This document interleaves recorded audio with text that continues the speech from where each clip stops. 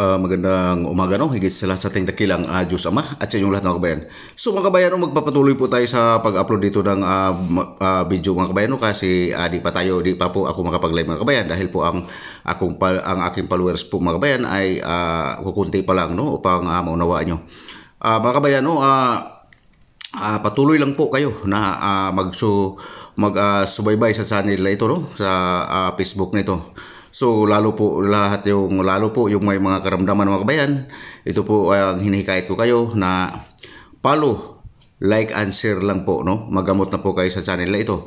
Ito po yung sinasabi ko sa inyo, higit sa lahat yung may mga karamdaman, magpa-follow, like and share po kayo dito sa aking mga video, no? Upang magamot po kayo mga kabayan, no? So yun lang naman po ang condition ko po sa inyo na follow, like and share lang po, no? Sa mga video na ito upang magamot po kayo. So mga kabayan, inulit ko po, wag po kayong mag-alinlangan o sa follow, like and share sa video na ito upang lalo na po sa mga karamdaman upang magamot po kayo mga kabayan, no? Kasi yun po ang required ko dahil po ito ay wala pong bayad po ito, no? Ang ating gamutan dito, no? Nanggagamot po ako kahit saan sulok man sa mundong ito, no? Ginagamot po kahit ano pong uring karamdaman po mga kabayan, no? So ganun po talaga ang aking pakay sa channel na ito na magamot po. Yun po ang hangad ko po mga kabayan, na magamot po ang lahat ng tao na may karamdaman sa mundong ito. So, ito lang po yung masabi ko sa inyo mga kabayan. Halimbawa po kayong may mga karamdaman na nakaramdam na ng kagalingan sa channel na ito. Ito po yung paalala ko sa inyo. Mga kabayan, iwasan po natin yung mga pag-iisip na negatibo, no? Yung pag-iisip ng masama sa kapwa, pagmumura. Iwasan po natin yan po mga kabayan kasi po yan ay malaking kasalanan, no? Upang maunawaan ninyo at iwasan po natin yung mga pagdududa sa ating kapwa o mga tinatawag na hinala mga kabayan, no? So wag po natin gagawin yun. Kumilos lang po tayo ng maayos, no? Ayon sa kalooban ng ating dakilang Diyos Ama, YHWH na sa langit at sa Panginoong Mesyas at sa Banal na Espiritu. So mga kabayan, ito po yung masasabi ko sa inyo kung kayo po, no, ay nakaramdam na ng kagalingan sa panggagamot dito. Mga kabayan, mag-ingat na po kayo, no? Wag nyo na pong gagawin yung dati nyo pong ginagawa, kung ano mang ginagawa nyo dati. Dahil po mga kabayan, ang kasakit mga kabayan ay dahil po yan sa ating mga kasalanan, no? Sa ating dakilang Diyos at sa kapwa natin tao. Yun po ang katotohanan dyan, no? Dahil dyan po tayo nagkaroon ng sakit. Bakit po? Ang ating dakilang Diyos ang mga kabayan, para din po yung magulang natin. Pag nagkamali tayo, pinapalo po tayo mga kabayan upang maunawaan ninyo yan, no? Ganun po talaga. Ang ating higit sa lahat yan ang pinakamagulang natin.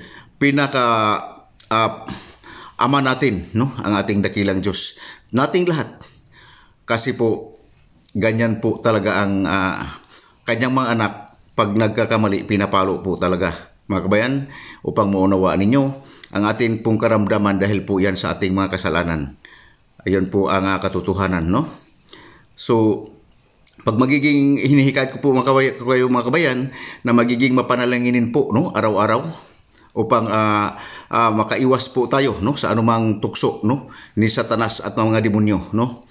Yan po ay hinikayat ko po kayo, magiging mapanalanginin po, no, sa tunay na Diyos mga kabayan.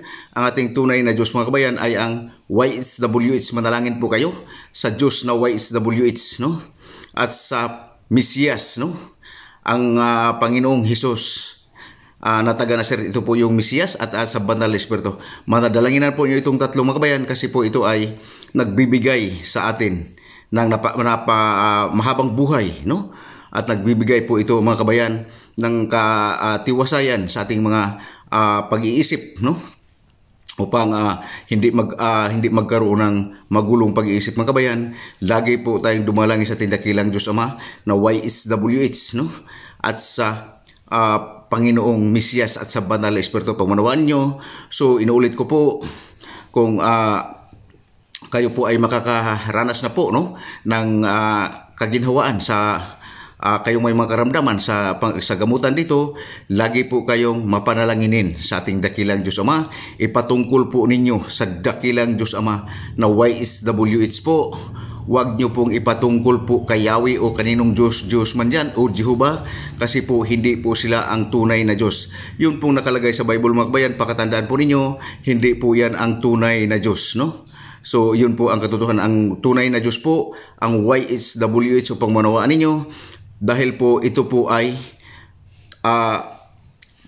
panggagamutan mga kabayan, na katulad ng panggagamot ng Panginoong Mesiyas, na ang pasyente po ay gumagaling na kahit saan sulok ng mundo hindi kailangan lalapitan, dahil po sa nakilala po natin ang tunay na Diyos, no?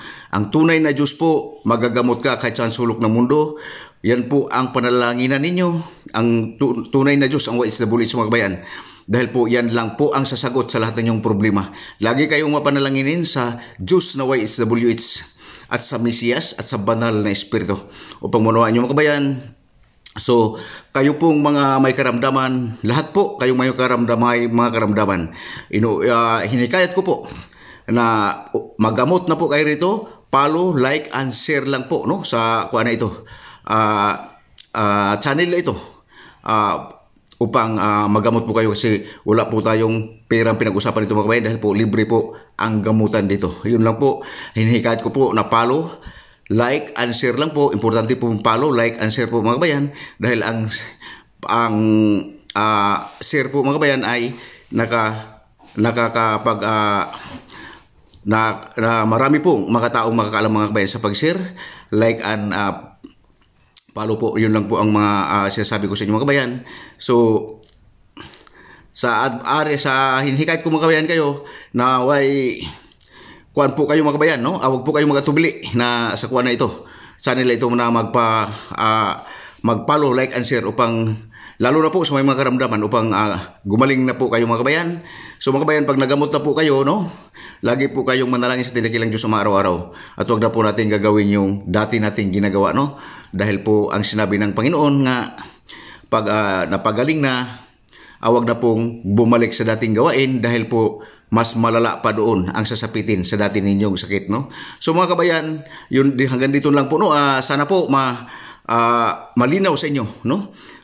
Magandang umaga, higit sa ating dakilang Diyos Ama at sa inyong lahat mga kabayan.